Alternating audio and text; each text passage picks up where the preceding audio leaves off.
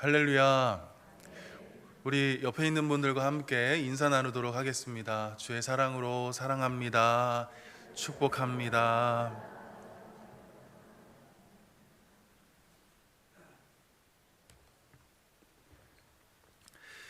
제가 중학생 때 예수님 잘 몰랐을 때 유일한 낙이 있었습니다.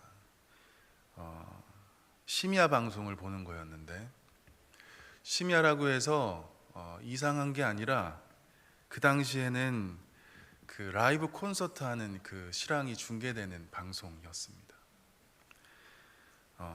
특히 그 시끄러운 그 락밴드의 콘서트 실황을 제가 TV에서 볼 때면 막 전율이 돋고, 나도 저들처럼 멋진 음악가가 되어야겠다라는 꿈을 꾸었던 그 어린 나이의 시절이 저에게 있었습니다. 그때는 학교 수업을 마치고 집으로 돌아오는 길에는 늘 레코드샵을 들리곤 했습니다. 듣고 싶은 음악을 사서 듣지 못하는 그 어린 시절이었기에 그 레코드 가게 주위를 한두 시간 정도 이렇게 서성이면 아는 노래를 들을 수 있었기 때문입니다. 정말 힘들게 앨범을 사면 모든 곡을 다 외울 때까지 들었습니다. 앨범 자켓이 너덜너덜해질 때까지 듣고 또 들었습니다. 그만큼 음악을 좋아했던 것 같습니다. 그런데 요즘은 좀 많이 다르다는 것을 느낍니다. 저는 음악을 듣기 위해서 앨범을 구매하지만 요즘 친구들은, 요즘 초등학생, 중학생 친구들은 앨범 안에 들어가 있는 이 포토카드나 사은품을 얻기 위해서 앨범을 구매하는 경우가 참 많이 있는 것 같습니다. 음악 자체보다는 그 함께 따라오는 부수적인 컨텐츠나 굿즈에 열광을 하는 세대인 것 같습니다. 같은 맥락에서 보자면 저는 배가 고파서 빵을 사 먹는데 요즘 친구들은 빵 안에 들어가 있는 띠부실을 가지려고 빵을 사곤 한다고 합니다. 여기서 띠부실이 무엇인가? 이 캐릭터가 그려져 있는 작은 스티커를 말하는데요, 이 띠부실이 들어가 있는 이 포켓몬빵은 없어서 못 팔 정도입니다. 빵은 버리고 띠부실만 가져가는 친구들이 얼마나 많은지 몰라요. 보셨습니까, 여러분? 빵 버리고 띠부실 가져가는 친구들. 어떤 분들은 스타벅스에서 사은품을 받기 위해 커피를 130만 원어치를 사고 17개의 사은품을 받아갔다고 합니다. 물론 커피는 매장에 남겨둔 채 말이죠. 잘 이해가 안 되시죠? 이처럼 주객이 전도되고 본말이 전도된 채 본질적인 것보다, 그리고 매우 비본질적인 것에 더 열광하는 모습이 우리 주위에 얼마나 많이 있는지 모르겠습니다. 여러분은 어떠십니까? 본질적인 것을 추구하며 살아가십니까? 아니면 비본질적인 것에 열광하며 살아가십니까?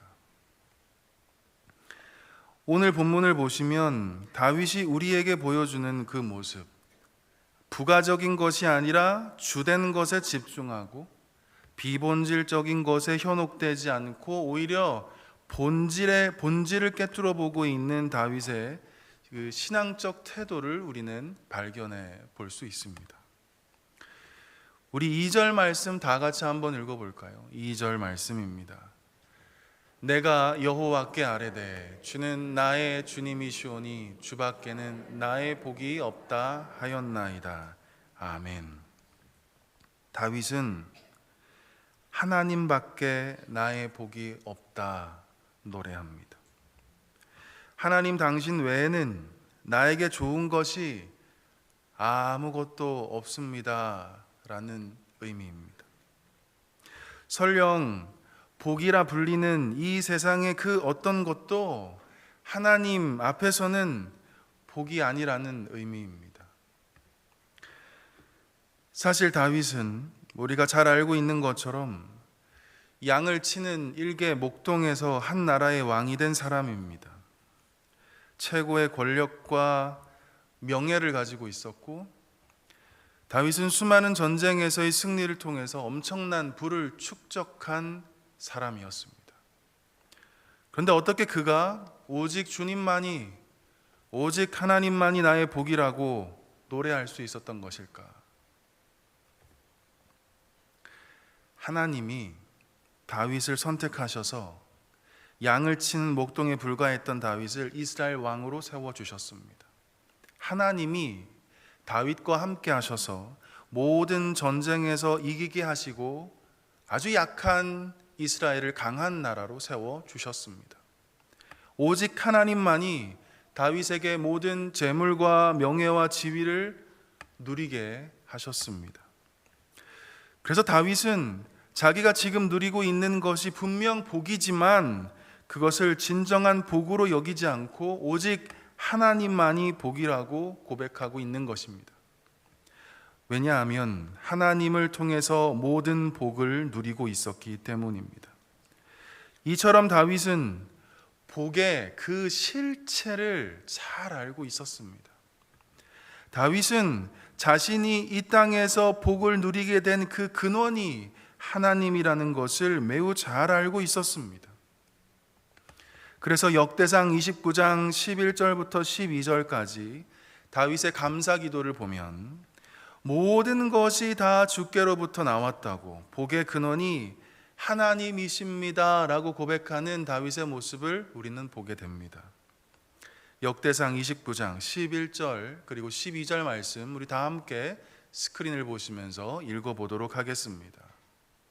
시작. 여호와여,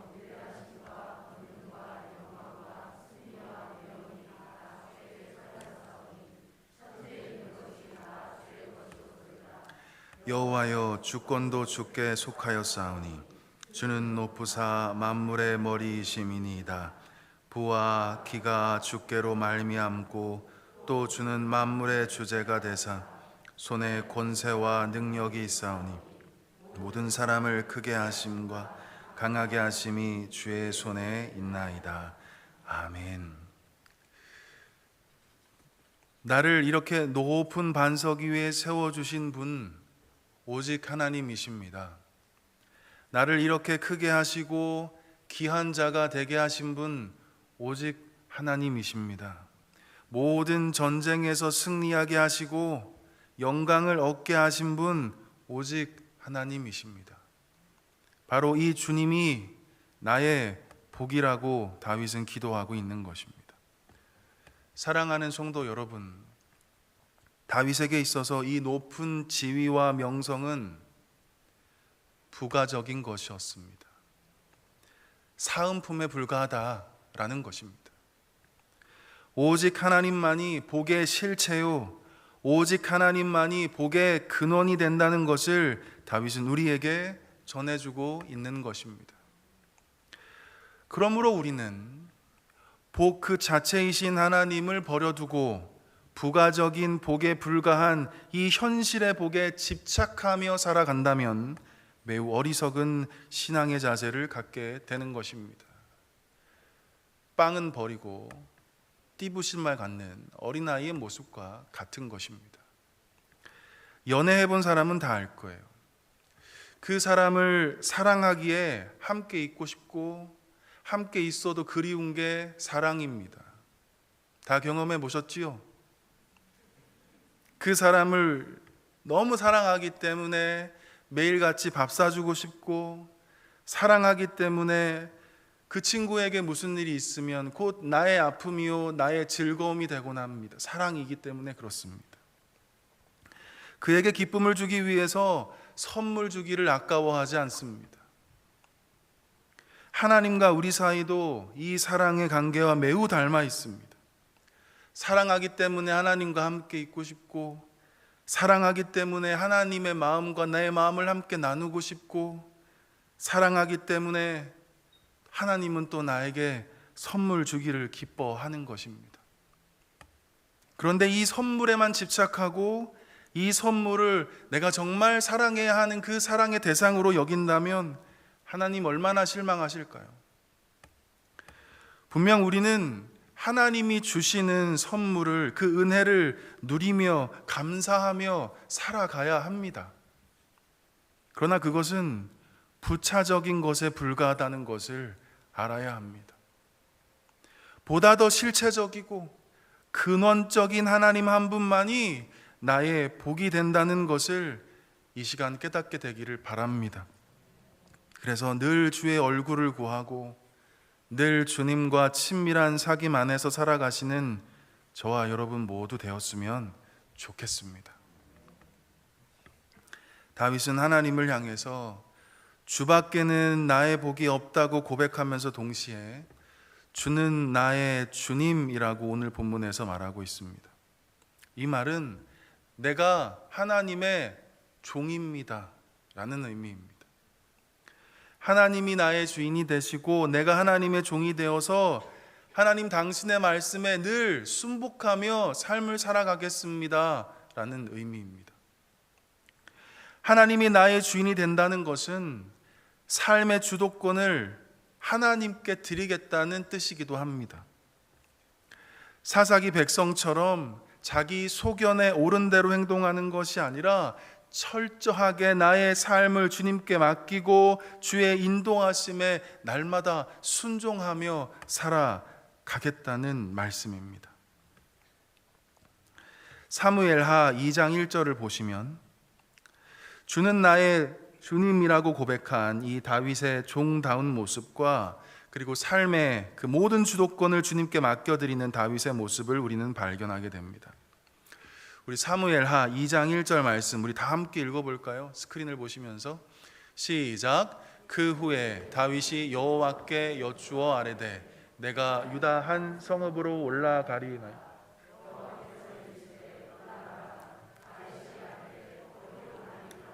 이르시되 헤브론으로 갈지니라. 사울 왕이 길보아 전투에서 블레셋과 싸우다가 죽고 말았습니다. 다윗을 괴롭히던 그 못된 왕이 아무런 이유 없이 다윗을 죽이려고 혈안이었던 그 사울 왕이 드디어 죽고 말았습니다. 다윗에게는 절호의 기회였죠. 군대를 집결시켜서 모든 그 사울 왕의 적대 세력을 척결하고 이제 이스라엘의 왕으로 오를 수 있는 절호의 기회였습니다. 다윗은 이 기회를 빨리 잡기 위해서 참모진들을 소집시키고 신속하게 명령을 내려서 바로 실행에 옮길 수 있었습니다. 이스라엘을 장악하기 위해서 인간적인 방법과 그리고 철저한 그 계획을 앞세워서 신속하게 움직일 수 있었습니다. 그러나 다윗은 자기 소견에 옳은 대로 행동하지 않고 하나님께 묻습니다. 다윗이 여호와께 여쭈어 아뢰되 내가 유다 한 성읍으로 올라가리이까. 이 질문에 하나님이 응답하십니다. 여호와께서 이르시되 올라가라. 하나님의 말씀에 다시 한번 다윗이 묻습니다. 다윗이 아뢰되 어디로 가리이까? 하나님이 다시 말씀하십니다. 이르시되 헤브론으로 갈지니라. 이처럼 다윗은 독단적으로 행동하지 않고 하나님께 물어보고 하나님의 말씀에 철저히 순종합니다. 하나님을 나의 주인으로 모시고 있었기 때문입니다. 다윗은 나의 모든 삶의 주도권을 하나님께 맡기고 있었기 때문입니다. 그래서 그는 하나님께 물어보고 또 하나님의 응답하심에 순종하며 살아갈 수 있었던 것이죠. 사랑하는 성도 여러분, 이 시대의 많은 사람들은 나의 삶을 하나님이 아닌 내가 주도해 가려고 합니다. 내가 원하는 대로, 내가 뜻하는 대로, 내가 소원하는 대로 말입니다. 내가 나의 삶의 주인 되기 때문입니다. 그래서 하나님이 주신 시간과 물질과 몸을 마치 자기 것인 양 주인 행세하며 살아갑니다. 시간을 오직 자기의 이기적인 욕심을 이루기 위해서 사용하고, 물질을 오직 자기의 만족과 안위를 위해서 사용하고, 몸을 자기의 즐거움과 쾌락을 위해서 사용하는 어리석은 모습을 우리는 보게 됩니다. 뿐만 아니라 어떤 사람들은 삶의 모든 주도권을 이 세상적이고 세속적인 가치에 두기도 합니다. 이 시대가 원하는 대로, 이 시대가 추구하는 대로, 이 시대가 바라는 대로 끌려가는 것이죠. 이 세상이 나의 삶의 주인 되기 때문에 그렇습니다. 부동산이 최고다 그러면 부동산 쪽으로 우르르르 몰리고, 비트코인이 최고다 그러면 비트코인 쪽으로 우르르르 몰리고, 금이 최고다 그러면 금캐기에 바쁘고, 캠핑이 최고다 그러면 모든 사람들이 캠핑족이 되고, 바디 프로필이 유행이면 너도 나도 할 것 없이 몸 가꾸는데 혈안이 되는 모습. 이처럼 이 세상이 나의 삶의 주인이 되면 이 시대가 주도하는 대로 이 시대의 흐름에 내 몸을 맡긴 채 살아가게 되는 것입니다. 저와 여러분의 삶의 주도권은 누구에게 달려 있습니까? 여러분의 삶은 누가 주도하고 있고 누구의 영향력 아래 살아가고 있는 것입니까? 이 질문 앞에 오늘 본문의 다윗의 고백이 저와 여러분의 고백이 되었으면 좋겠습니다. 내가 이 세상의 교훈과 가치관이 나의 주인이 아니라 하나님 한 분만이 나의 주님이 되십니다. 주인 되신 하나님의 말씀에만 늘 순종하며 살아가겠습니다.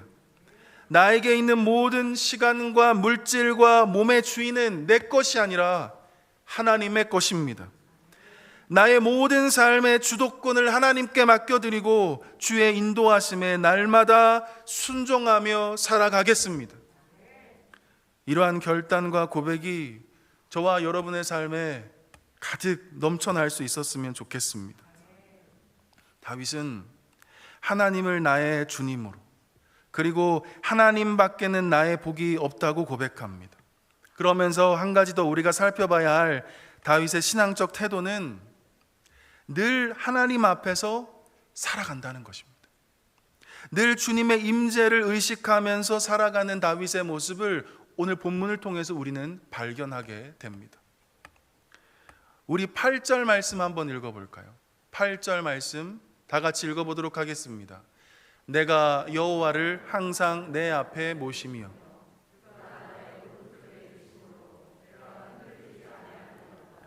아멘.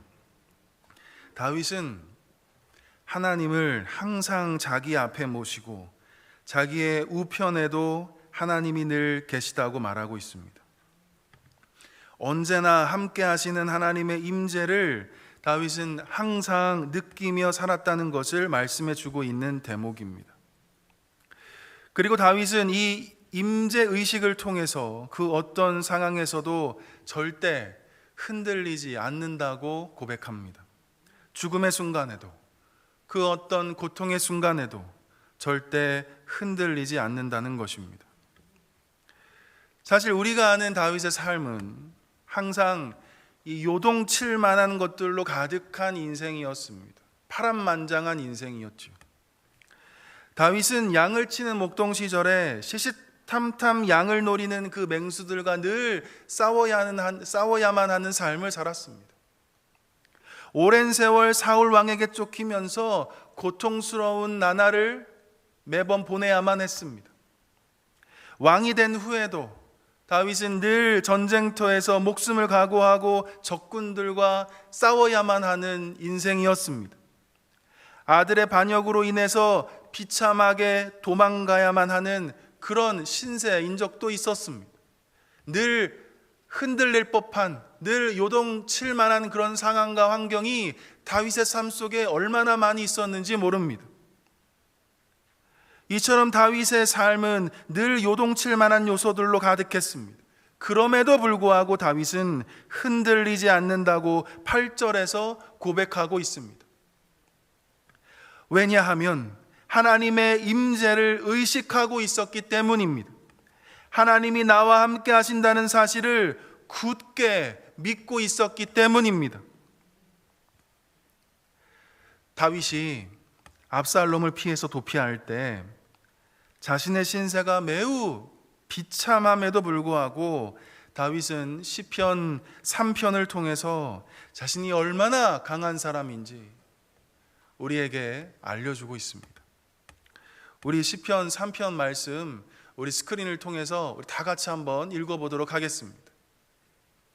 내가 누워 자고 깨었으니 여호와께서 나를 붙드심이로다. 천만인이 나를 애워싸 진친다 하여도 나는 두려워하지 아니하리이다. 아멘. 목숨이 경각에 달린 위기가 닥쳐와도 다윗이 평안히 누워 자고 깰 만큼 마음의 안정을 누릴 수 있는 그 이유가 무엇이었던가? 천만인이 자기를 둘러치려 한다고 해도 다윗이 두려워하지 않을 수 있는 그 이유가 무엇인가? 나를 붙들어 주시는 그 하나님의 임재를 다윗은 의식하고 있었기 때문입니다. 하나님이 내 앞에 내 우편에 계심을 믿고 있었기 때문입니다. 그래서 다윗은 흔들릴 수 있는 상황에서도 흔들리지 않고 요동칠 수 있는 상황에서도 절대 두려워하지 않을 수 있었던 것입니다. 마가복음 4장을 보시면 바람과 바다를 잔잔하게 하시는 예수님의 이야기가 기록되어 있습니다. 예수님이 제자들과 밤에 배를 타고 갈릴리 바다를 건너가고 있었습니다. 오순도순 이야기의 꽃을 피우기 시작할 무렵 큰 광풍이 배를 향해 불어왔습니다. 갑자기 평안했던 배 안은 광풍으로 인해서 산산조각 나버리고 순식간에 두려움과 공포로 휩싸여 버리고 말았습니다.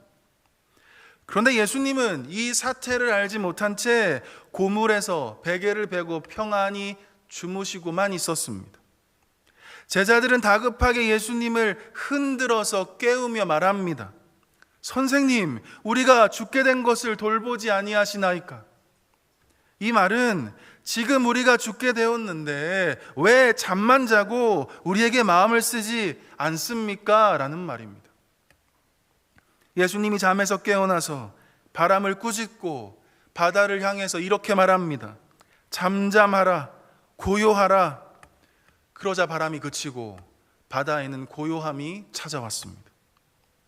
그리고 예수님이 제자들을 향해서 이렇게 책망합니다. 어찌하여 무서워하느냐? 너희가 어찌 믿음이 없느냐? 사랑하는 성도 여러분, 지금 예수님이 말씀하시는 이 믿음이 무엇입니까?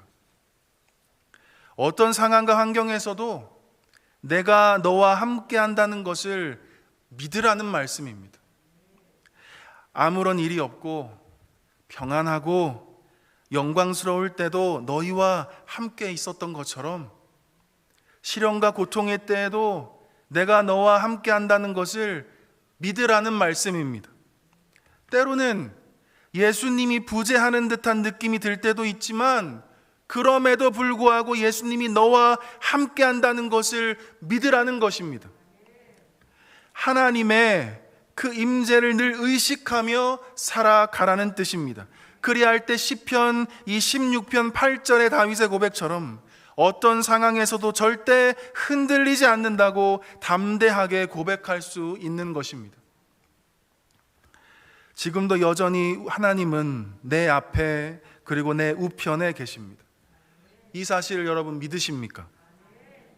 질병의 고통으로 병상에 누워있는 그 순간 예수님이 없는 것처럼 느껴지더라도 우리 예수님은 그곳에 계시는 분이십니다. 사업의 실패로, 진학의 실패로, 결혼의 실패로 눈물로 가득한 그 순간 예수님이 부재하는 듯한 느낌이 들더라도 우리 예수님은 그 실패의 자리에 우리와 함께 계시는 분이십니다. 영광스러운 순간만이 아니라 사업이 대박을 치고 늘 행복한 순간에만 주님이 우리와 함께하는 것이 아니라 절망의 순간에도 고통으로 가득한 상황에도 우리 예수님은 바로 그 자리에 우리와 함께 계시는 분이십니다.